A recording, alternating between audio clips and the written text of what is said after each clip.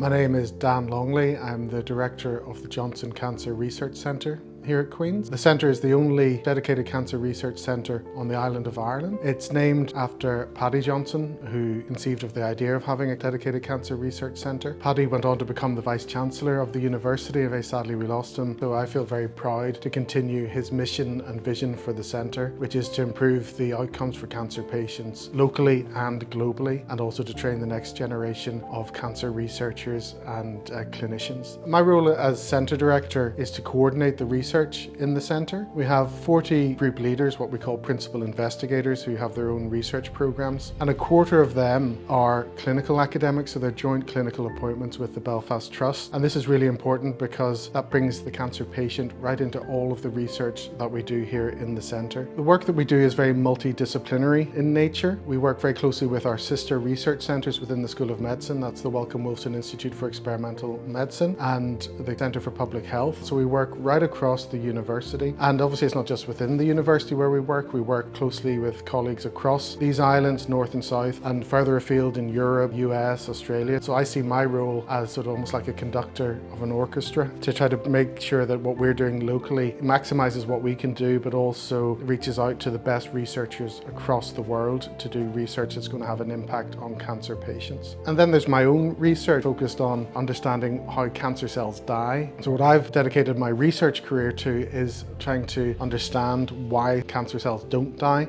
and to come up with new ways to make them die. But I think the two main things that really make my job fulfilling is knowing that the work that we're doing is having a real world impact on cancer patients, not just saving lives, but improving the quality of lives of patients with cancer and their families, of course. And the second thing is the training of the next generation of cancer researchers and cancer clinicians. Outside of work, I like to run. It may not look like it. I run very slowly, I might add. I'm a keen rugby fan and football fan. I grew up surrounded by poetry and art. My dad was a poet, my sister is an artist. I'm reminded of two other memories. My dad, when I showed him my first scientific paper, he commented that my prose is rather dense, which was faint praise indeed. And also when I presented my first draft of my first paper to Paddy, he asked me, was I drunk when I wrote this? So since that constructive criticism, I've always strived to make my scientific writing accessible